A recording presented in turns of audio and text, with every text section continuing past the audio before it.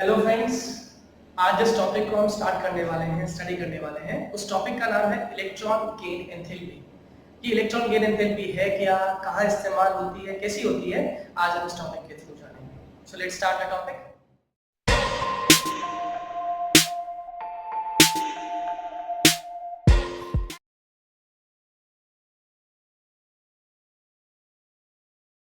Electron gain enthalpy, electron gain enthalpy है क्या, पहले समझते हैं।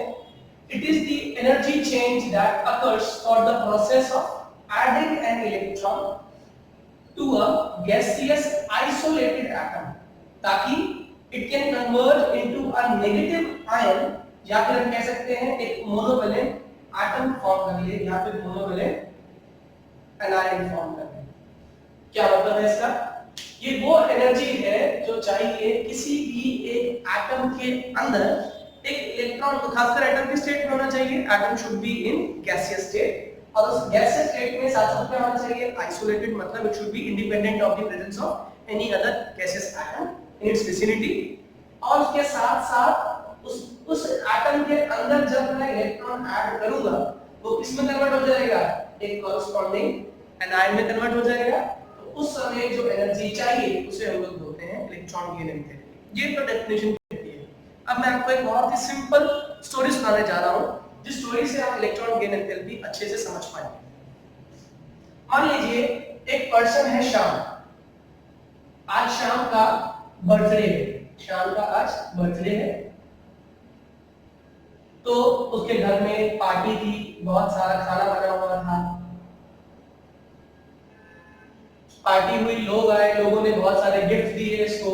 गिफ्ट देने के बाद जब पार्टी खत्म हुई तो इसकी मम्मी ने बोला, बेटा श्याम, ये खाना तो बहुत सारा बचा है, एक काम करो, इस खाने को डिस्ट्रीब्यूट करके आओ। श्याम ने कहा ठीक है मम्मी। श्याम ने मम्मी की बात सुनी और श्याम चल पड़ा। जब ये श्याम चला तो श्याम को रास्ते में उसका एक फ्रेंड मिला। उसका फ्रेंड एक होटल से बाहर निकल रहा था, एक रेस्टोरेंट से बाहर निकल रहा था। इसने पूछा कि यार मेरी हेल्प कर दे, मेरे पास बहुत सारा खाना पड़ा हुआ है, क्यों ना कुछ खाना तू भी शेयर कर ले ताकि खाना जल्दी खत्म हो जाए। इसने बोला, नहीं भाई सॉरी, मैं खाना नहीं खा सकता, क्योंकि मैं अभी अभी होटल में से डिनर करके आया हूं। इसने कहा प्लीज भाई कुछ खाना तो खा ले, कम से कम मेरा कुछ तो खाना कम होगा। उसने कहा नहीं नहीं, मैं खाना नहीं खाऊंगा बिल्कुल भी। इसने कहा मेरा बर्थडे था। इसने कहा कुछ भी हो, मैं खाना नहीं खाऊंगा, क्योंकि मेरा स्टमक पहले से ही ये कंप्लीटली फिल्ड।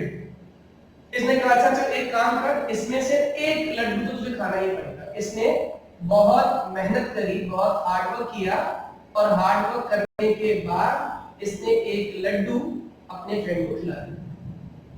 याद रखिएगा इस बात को। अब ये बेचारा फिर से थोड़ा सा आगे चला तो रास्ते में इसे बहुत सारे गरीब लोग दिखाई दिए। जैसे ये खाना लेके इनके पास पहुंचा, इसने बोला कि मैं आपके लिए खाना लाया हूं।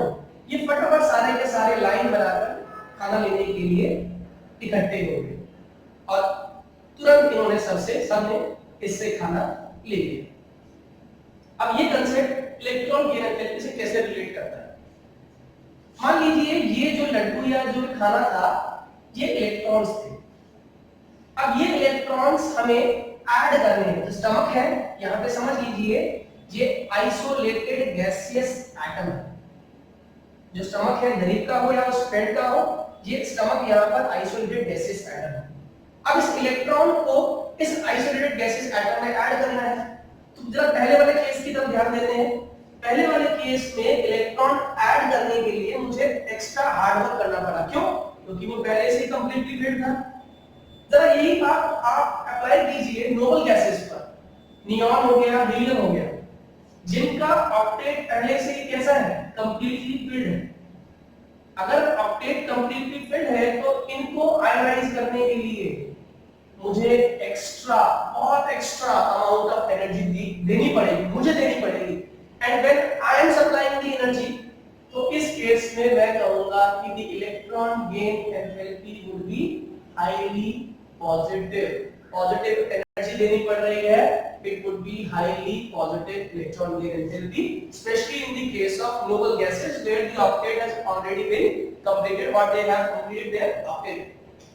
दूसरी तरफ सेकंड केस में देखें तो जैसे ही ये इन गरीबों के पास पहुंचा तो इसने खाली जस्ट ऑफर किया कि मैं आपको खाना देने आया हूं, यानी कि इलेक्ट्रॉन ऐड करने आया हूं आपके आउटर मोस्ट शेल में। अब ये सारे के सारे बेचारे भूखे थे, दे वांट कि हमें इलेक्ट्रॉन ये खाना मिल जाए, तो इन्होंने तुरंत वो इलेक्ट्रॉन अपने शेल में ऐड कर लिया। जरा ध्यान दीजिए, ऐसे कौन कौन से एलिमेंट्स होते हैं जो इलेक्ट्रॉन के भूखे होते हैं? ऐसे एलिमेंट्स होते हैं ग्रुप 17, ग्रुप 16। ये तुरंत जब भी कोई इनको इलेक्ट्रॉन ऑफर करता है ये इलेक्ट्रॉन को ऐड कर लेते हैं, ज्यादा एफर्ट करने की जरूरत नहीं पड़ी। और जैसे ही मैं इसके अंदर इलेक्ट्रॉन ऐड करता हूं, फॉर एग्जांपल Cl में ऐड किया इलेक्ट्रॉन, Cl माइनस बना, तो बहुत ज्यादा एनर्जी बाहर निकलती है। ऐसी रिएक्शंस को हम लोग एक्सोथर्जिक भी कहते हैं, क्योंकि इन रिएक्शंस के अंदर बहुत अमाउंट ऑफ एनर्जी लिबरेट हो रही है। एज जैसे ही इन्होंने इलेक्ट्रॉन लिया, इनकी कॉन्फ़िगरेशन किसकी जैसी हो गई? इनकी कॉन्फ़िगरेशन हो गई नोबल गैसेस जैसी। तो ऐसी एंथैल्पी को हम लोग नेगेटिव इलेक्ट्रॉन गेन एंथैल्पी कहते हैं। मेरे हिसाब से ये कांसेप्ट आपको बिल्कुल क्लियर हो गया होगा कि इलेक्ट्रॉन गेन एंथैल्पी क्या है, इलेक्ट्रॉन गेन एंथैल्पी पॉजिटिव कब होती है और इलेक्ट्रॉन गेन एंथैल्पी नेगेटिव कैसे होती है। अब क्वेश्चन आता है कि इलेक्ट्रॉन गेन एंथैल्पी को हम पीरियोडिक टेबल में इसका यूज कैसे करें? तो उसका यूज करने का तरीका बहुत सिंपल है। जैसे अभी आपने देखा इलेक्ट्रॉन गेन एंथैल्पी का ट्रेंड क्या है पीरियोडिक टेबल के अंदर।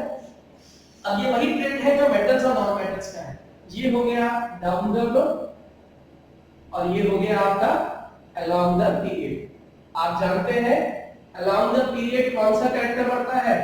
Non metallic character. Non metallic character यानी कि साइज क्या हो रहा है? लगातार छोटा हो रहा है। साइज कैसा हो रहा है? डिक्रीज। साइज डिक्रीज तो क्या बढ़ रही है? लगातार फोर्स ऑफ अट्रैक्शन लगातार इंक्रीज हो रही है। तो इलेक्ट्रॉन को ऐड करना क्या हो गया? इजी हो गया। इसीलिए ये जो इलेक्ट्रॉन गेन एंथैल्पी है along the period it would be highly negative. कैसे हो जाएगी? नेगेटिव। लेकिन टिल कहां तक? सॉरी, ये टिल कहां तक है? This electron gain enthalpy would remain negative till halogens. जैसे ही आप पहुंच जाते हैं नोबल गैसेस पे तो ये इलेक्ट्रॉन गेन एंथैल्पी कैसी हो जाती है? It becomes highly positive. It becomes highly positive. सही है? तो डाउन द ग्रुप साइज लगातार क्या होता है? इंक्रीज होता है। फोर्स ऑफ अट्रैक्शन डिक्रीज होती है। इलेक्ट्रॉन गेन एंथैल्पी भी आपकी लगातार डिक्रीज होती है, लगातार डिक्रीज होती है। This is the concept regarding electron gain enthalpy. ये ट्रिक्स एंड टिप्स अगर आप याद रखेंगे तो कोई भी क्वेश्चन जो इलेक्ट्रॉन गेन एंथैल्पी में आता है आप उसको इजीली कर पाएंगे। I hope you will like the video. इसको प्लीज सब्सक्राइब कीजिएगा। ये मेरा चैनल है बीबीके साइंस। इस चैनल को प्लीज सब्सक्राइब कीजिए ताकि मैं और अच्छे वीडियोस बना सकूं और आपको नए टॉपिक्स में आपको हेल्प कर सकूं। Please share and subscribe my channel. Thank you.